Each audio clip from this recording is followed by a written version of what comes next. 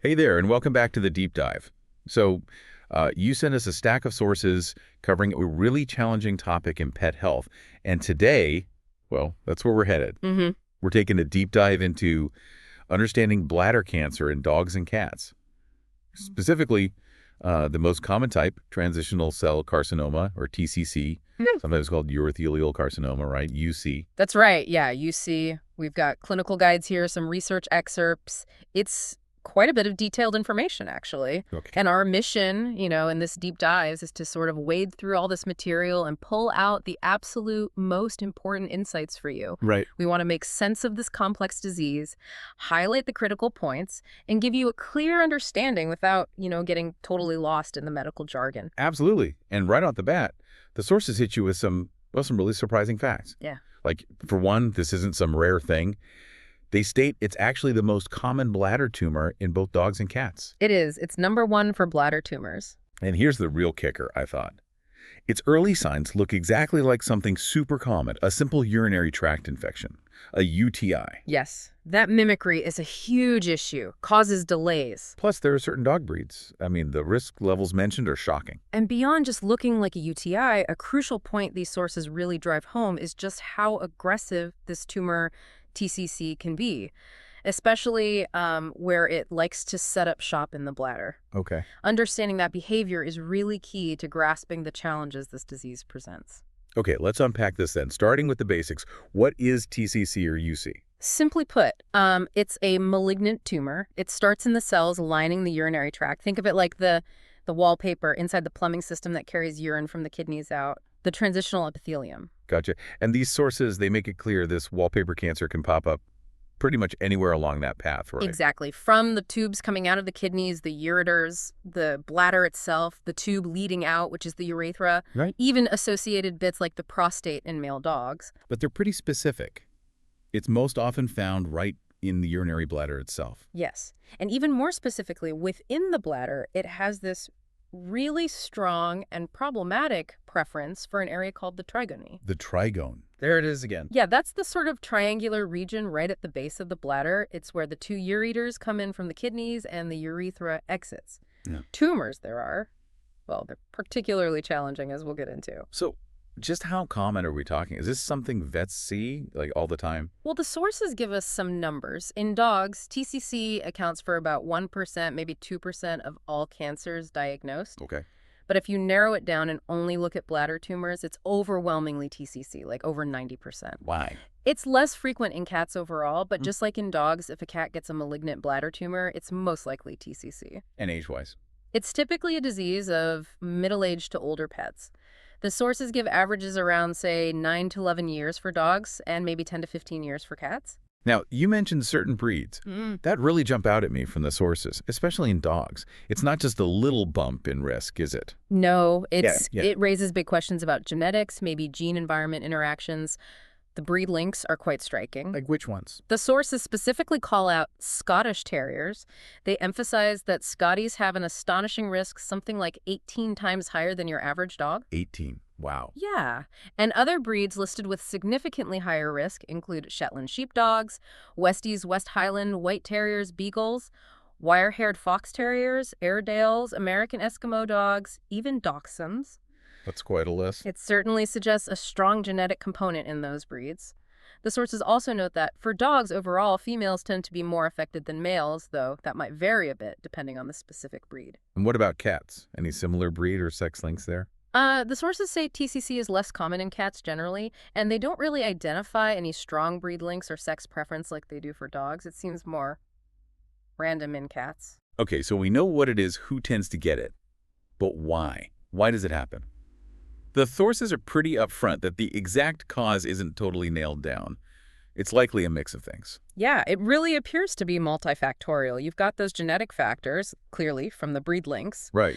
But environmental factors seem to play a role, too. The sources mention some specific exposures they suspect are involved. Like what kind of things? Well, they list certain herbicides, specifically phenoxyherbicides. Some research has even linked those specifically to the high SCOTY risk. Huh. Also, insecticides and, interestingly, even some older types of topical flea and tick preventatives, especially if applied, ventrally on the belly. The idea is the pet might lick the product off and ingest potential carcinogens. Okay, that makes sense. Obesity is listed too, and exposure to secondhand cigarette smoke. The sources also bring up a connection to chronic inflammation, like chronic UTIs. They do, but the relationship they describe is, well, it's interesting. While chronic irritation might contribute sometimes, the sources seem to suggest it's actually more common for the tumor itself to disrupt the bladder lining. Ah, And that disruption makes the pet more susceptible to getting secondary bacterial UTIs because of the tumor, rather than the UTI actually causing the tumor in the first place. that's a really important distinction. Yeah. So those UTI symptoms could be the cancer Yeah. or an infection caused by the cancer. Okay. So how does this cancer actually behave once it's there? Yeah, this is where it gets really challenging. TCC is notoriously aggressive locally. It doesn't just sit politely on the surface like a little polyp. Yeah. No, it invades. It grows deep into the muscle layers of the bladder wall. It's infiltrative. And going back to that trigon location you mentioned, why is that spot, according to the sources, so particularly bad? It really comes down to the critical anatomy right there. Tumors in the trigon can physically grow large enough to block the openings where the ureters enter the bladder from the kidneys. Okay, so urine backs up. Exactly. Urine backs up into the kidneys. That's called hydronephrosis. And that can seriously damage kidney function over time. Oof.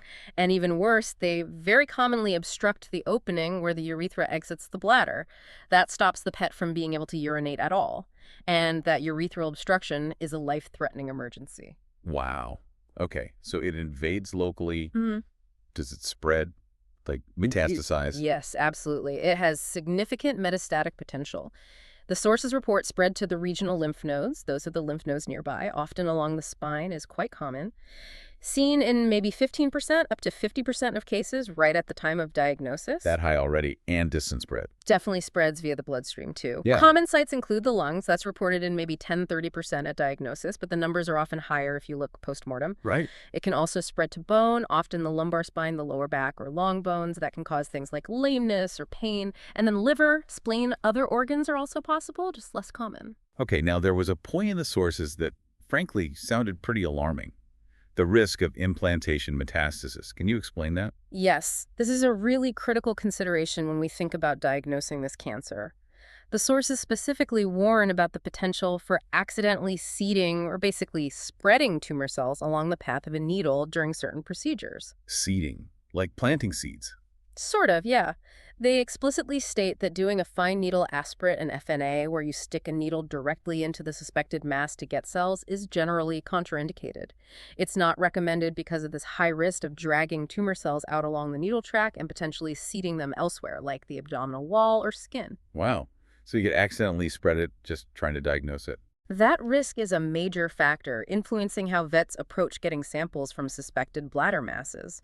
Even getting a sterile urine sample via cystocentesis, a needle directly into the bladder through the belly wall, or passing a urinary catheter through the tumor.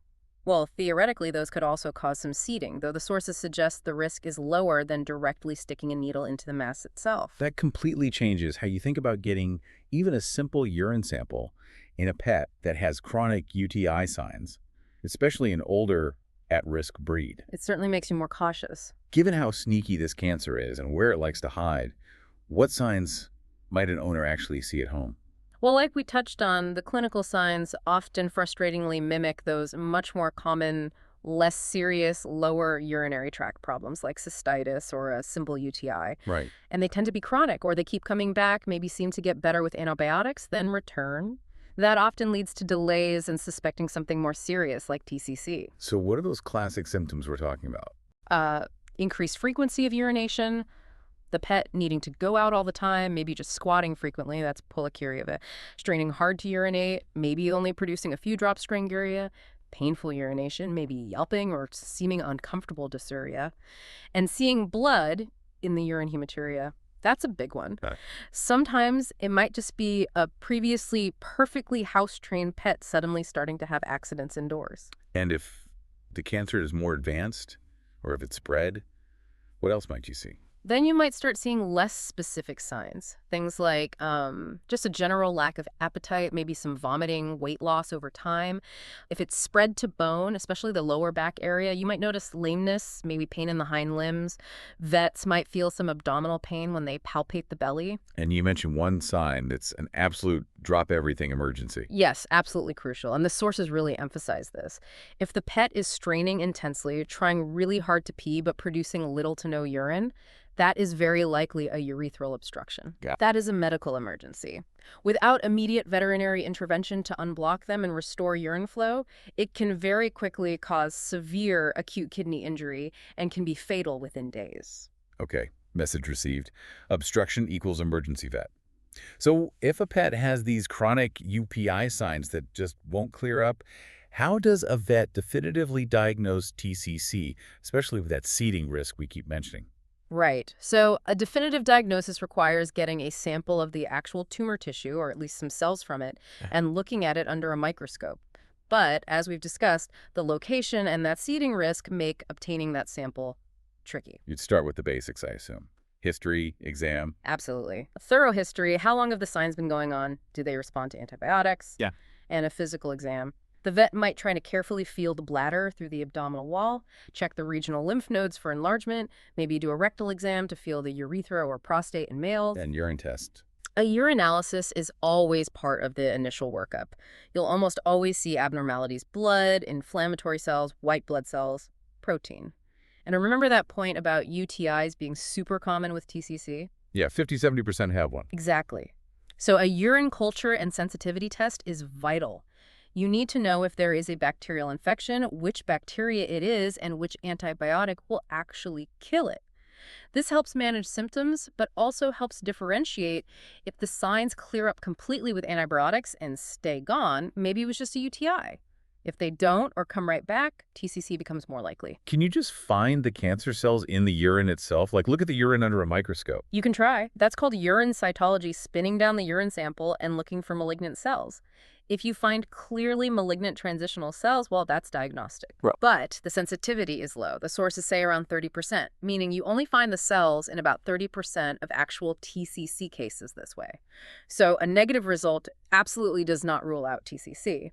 And again, getting that sample via cystocentesis still carries that theoretical seeding risk, though maybe less than FNAing the mass. Okay, so cytology is not super reliable.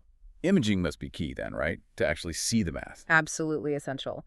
Plain X-rays can sometimes show things like mineralization within the tumor itself, though that's rare, or they might show enlarged lymph nodes near the spine or signs of bone spread. Sometimes contrast studies are done with X-rays putting air or dye into the bladder to outline the wall and look for masses sticking into the bladder lumen, showing up as filling defects. But ultrasound sounds like the go-to. The sources really point to abdominal ultrasound as the gold standard for the initial local staging. It's excellent for seeing the bladder wall, measuring its thickness, finding the mass, pinpointing its exact location and size. Especially checking that trigon area. Exactly, seeing if it's involving the openings of the ureters or the urethra. Ultrasound is also good for assessing the nearby lymph nodes and checking the prostate in males. Okay. What's interesting, though, is they note that standard 2D ultrasound isn't actually great for precisely measuring tumor volume or tracking the response to treatment accurately over time. Newer 3D ultrasound might be better for that, but it's less common. So what about a CT scan? Is that better? CT is highly recommended by these sources, especially for comprehensive staging.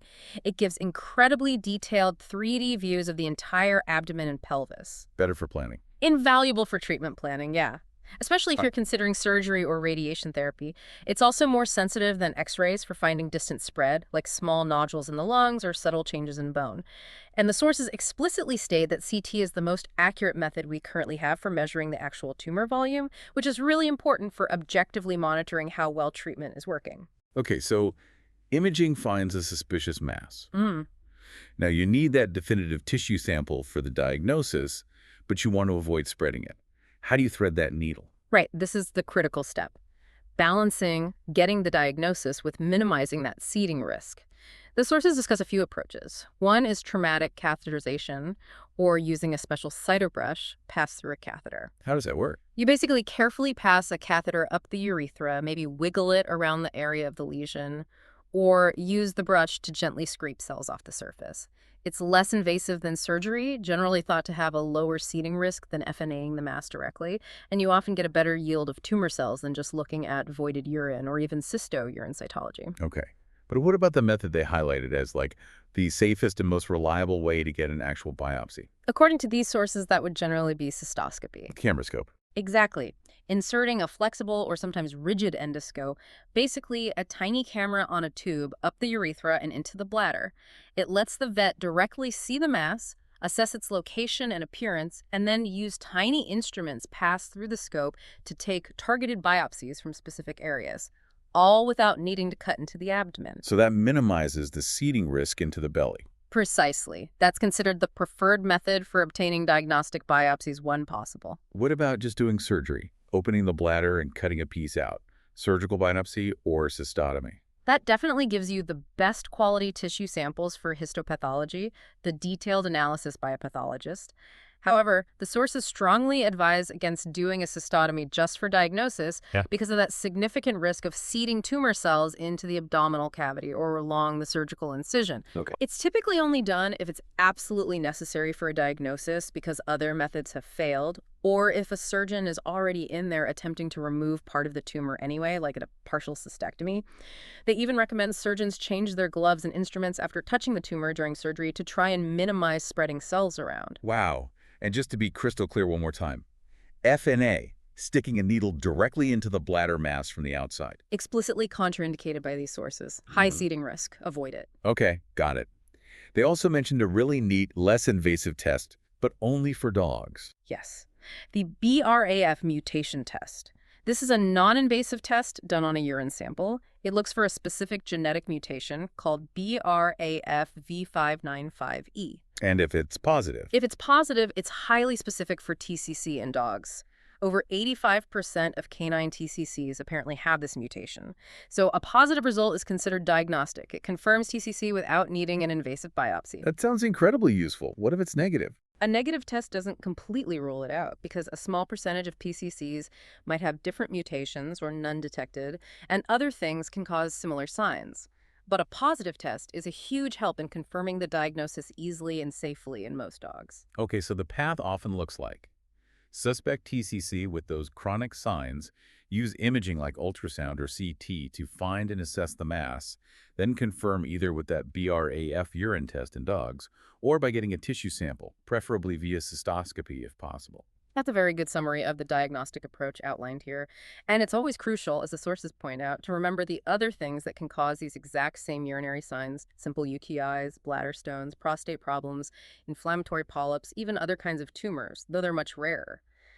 TCC just needs to be high on your suspicion list, especially in those older at-risk breeds or when signs just don't resolve as expected. Right. So once TCC is diagnosed, what's the treatment picture look like? The sources are pretty blunt that a cure is rarely possible for the common invasive type. That is the tough reality these sources convey, yes. For the vast majority of TCCs, especially the ones in that Trigoin area, a surgical cure just isn't feasible because you can't remove the whole tumor without taking out essential parts of the bladder plumbing. Okay. So the focus of treatment really has to shift. And that focus becomes... Primarily, it's about slowing down the tumor's growth, managing the symptoms that cause discomfort, like the straining, the bleeding, the pain, and maintaining, or ideally, improving the pet's quality of life for as long as possible. And that usually means a multimodal approach, combining different types of therapy. Medical management seems like a huge part of this, based on the sources. It really is the cornerstone for most cases. NSAIDs, non-steroidal anti-inflammatory drugs, are almost universally used. Piroxicam is the one most commonly mentioned in these sources. Why piroxicam? Well, besides helping with pain and inflammation from the tumor, it actually has documented direct anti-tumor effects against TCC.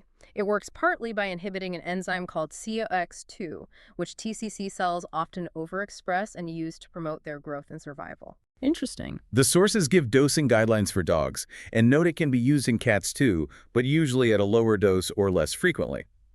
Of course, you always need to monitor for potential side effects, like GI upset or kidney issues with any long-term NSAI use. And chemotherapy is often added on top of the NSAID, right? Correct. Chemotherapy is typically used in combination with an NSAID like piroxicam. The goal is to further slow tumor growth and spread. The sources discuss several chemo drugs and give us some data on response rates and survival times. What kind of numbers are we talking? Well, for example, the combination of vinblastine, which is an injectable chemo drug, plus piroxicam. The sources report response rates somewhere between 30% and 50%. And median survival times with that combo are often reported in the 6 to 12-month range. Another common combination is mitoxantrone, also injectable, plus piroxicam. Response rates there are maybe around 35%, and one study cited here reported a median survival time of 291 days. Mitoxantrone is often a preferred choice for cats, actually, because it tends to be less toxic to their kidneys compared to some other options like cisplatin. Ah, cisplatin and carboplatin are mentioned too. Yes, cisplatin is known to be effective against TCC, but it carries a pretty high risk of kidney toxicity, especially in cats, and requires very careful fluid support during administration. Carboplatin is often used as a less kidney toxic alternative, though maybe slightly less effective in some studies. Chlorambucil is also mentioned. That's an oral chemo pill, sometimes used particularly in cats or perhaps in more palliative situations. And obviously, treating those concurrent UTIs we keep talking about must be important for comfort too. Oh, absolutely essential. Using the right antibiotic, based on that urine culture and sensitivity test, is critical for managing symptoms like straining and blood in the urine, and just generally improving the pet's comfort level. Okay, so if curative surgery usually isn't an option, what role does surgery play? Or other interventions? Surgery or sometimes interventional radiology procedures become really crucial for addressing the complications of TCC, primarily obstruction. Right, the blockage. Exactly. Now, partial cystectomy is surgically removing part of the bladder along with the tumor that is an option, but only if the tumor is small, clearly defined, and critically not located in that trigone area. Because you can't remove the trigo. Right. If you can achieve complete surgical removal with clean margins in those rare apical or body tumors, the sources report significantly longer survival times, sometimes over 2 years. But if any tumor cells are left behind, which is common even when attempting removal, recurrence is unfortunately very high. So since most tumors are in the trigone, surgery is more about relieving that blockage. Precisely. Palliative, surgical, or interventional procedures are vital for restoring urine flow when obstruction occurs. A urethral stent is a very common approach now. What's that? It's a small, mesh-like tube that's placed endoscopically using a scope inside the urethra, spanning the obstructed area. It basically props the urethra open from the inside, allowing urine to flow past the tumor. Does that help much? It can dramatically improve quality of life by relieving that constant straining, and it can definitely extend survival, often by several months. The sources mention maybe 2 to 6 months of additional survival time post-stenting, sometimes more. Another option, though less common, is a cystostomy tube. That's a tube surgically placed directly from the bladder through the abdominal wall to the outside so urine drains into a bag or onto bedding, completely bypassing a urethral obstruction. And if the obstruction is higher up, in the ureters causing kidney swelling, hydronephrosis, a subcutaneous ureteral bypass device, or SUB, can be surgically placed. That reroutes urine flow from the affected kidney directly into the bladder, bypassing the blocked ureter. All these are palliative. They manage the immediate life-threatening problem of obstruction, but don't treat the tumor itself. Radiation therapy is also listed as an option. Yes, radiation can be used, often for tumors that aren't candidates for surgery. It can help shrink the tumor locally and relieve symptoms like straining, bleeding, or pain. It can be given with palliative intent, maybe fewer, larger doses, just to alleviate signs quickly, or sometimes with a more aggressive, definitive protocol, aiming for longer-term local control. But radiation to the bladder can also have significant side effects, like severe bladder inflammation or long-term scarring and stricture formation. So a lot of options, but mostly focused on managing the disease, not curing it. Bringing it all together, what's the realistic outlook? What's the prognosis for a pet diagnosed with TCC? Generally, the prognosis is considered guarded to poor. That's primarily because the tumor is so invasive locally and have that high potential to spread. A cure, as we've said, is unfortunately rare for the typical presentation. Can you give us some of those survival numbers again from the sources? Yeah, they paint a pretty clear, if sobering, picture. For dogs that receive no treatment at all, the median survival time is sadly quite short, typically measured in weeks, maybe up to about 2 months on average. Okay. With medical management, that combination of an NSAID like piroxicam plus chemotherapy, The median survival time commonly extends into the 6 to 12-month range, sometimes longer for individual dogs who respond well. That's a significant improvement over no treatment. It really is. And for those very few lucky dogs who have that rare, small, non-trachone tumor that can be completely removed surgically with clean margins, their outlook is much better, with reported median survival times sometimes exceeding 2 years. And for dogs who develop that urethral obstruction, getting a stent placed can provide precious additional time, often extending life by another 2 to 6 months, sometimes more, just by relieving that critical blockage. And what about for cats? Is it similar? Cats, according to these sources, generally seem to have a poorer prognosis overall. Median survival times are typically reported more in the 2 to 6 month range, even with treatment. Why is that? It might be partly because the disease is often diagnosed at a more advanced stage in cats. Maybe they hide signs longer, and sometimes perhaps less aggressive treatment options are pursued due to other health issues or owner preferences. The sources also list specific factors that tend to make the prognosis even worse, right? Negative prognostic indicators. Yes, definitely. Things that signal a poorer outlook include having obvious metastasis visible on imaging at the time of diagnosis. Also, if the tumor involves the prostate gland in male dogs, if there's obstruction of either the ureters or the urethra, if the tumor looks particularly aggressive, high-grade under the microscope, larger tumor size tends to be worse. And interestingly, having a very short duration of clinical signs before diagnosis can sometimes suggest a more rapidly progressive, aggressive tumor. Living with TCC clearly requires a lot of ongoing care and support, not just for the pet, but for the family too. It absolutely does. It's a significant commitment. The sources really stress the importance of regular veterinary rechecks, often, quite frequently, maybe every 3 to 4 weeks initially, especially when starting treatment. What happens at those rechecks? It's about closely monitoring the pet's clinical signs. Are they straining less? Is the bleeding reduced? Assessing how they're responding to treatment based on those signs, and importantly, checking for any potential side effects from the medications, like the NSAIDs or chemo. And what about monitoring the tumor itself? Repeat imaging is key for that. Typically an ultrasound every 1 to 3 months to check on the tumor size, see if it's stable, shrinking, or growing, and also to reevaluate those regional lymph nodes. Chest x-rays are usually recommended every 3 to 6 months to screen for spread to the lungs. And blood work. Yeah, regular blood work is vital to monitor organ function, especially kidneys and liver, and check blood cell counts. Particularly important when using chemotherapy or long-term NSAIDs, which can sometimes affect the bone marrow. And of course, regular urinalysis and urine cultures are needed to stay on top of those common secondary UTIs. Client education is mentioned a lot too. It sounds like really clear, honest communication is absolutely critical here. It is absolutely vital. The sources really hammer this point home, the need for transparency with pet owners. What needs to be communicated? Vets need to explain clearly that TCC is malignant, it's locally aggressive, it's metastatic, and it's typically not curable.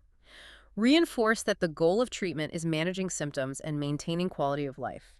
Explain how the disease often mimics those simple UTIs, why diagnosis can be tricky, including that seeding risk we discussed. Right. And then thoroughly discuss the various treatment options, the pros, the cons, the potential cause, the possible side effects, and the realistic prognosis associated with each approach and with the disease overall. And empowering owners, teaching them what to watch for at home, seems crucial too, especially with that risk of obstruction. Yes, definitely. Owners need clear instructions on how to recognize worsening signs, especially signs of straining to urinate with little or no urine coming out, so they know that specific situation requires immediate emergency veterinary care. The sources also generally recommend considering referral to a board-certified specialist, a veterinary oncologist, or internal medicine specialist for managing these complex cases to ensure the pet has access to the most up-to-date diagnostic tools and treatment options available. Wow. Okay. That really does take us all the way through it. From the initial confusion of those UTI-like symptoms, through the hurdles and risks of diagnosis, the palliative focus of most treatments, and the guarded reality of living with this disease. It's definitely a lot to process. It is. It's undoubtedly a very difficult diagnosis for any pet owner to receive. However, I think what's also fascinating here, and what the sources clearly show, is that even though TCC is rarely curable, The advancements we've made are significant, Yeah. especially in diagnosis, things like the BRAF test for dogs, better imaging with CT combined with these multimodal treatment approaches using NSAIDs, chemotherapy, palliative stenting when needed. They can make a real difference. These therapies can often improve quality of life substantially and prolong survival well beyond what would happen if the disease were left untreated. Being informed, like you are now after this deep dive, truly helps pet owners navigate these incredibly tough decisions for their beloved companions. Definitely. Hopefully you can take this knowledge now, feel more empowered to have those really informed conversations with your own veterinarian, and ask the specific questions that are relevant to your pet and your situation. And maybe, if we just connect this back to the bigger picture for a final thought, Mm. thinking about those really strong breed predispositions we discussed and the potential environmental links mentioned in the sources, it does raise an important question for the future, doesn't it? Which is? What role could or should early screening or more targeted preventative measures play down the road, especially for those specific dog breeds we know are at such incredibly high risk? It's certainly something significant to consider as research in this area continues. A really important, thought-provoking point to end on. Thank you so much for providing the sources and for joining us for this deep dive today.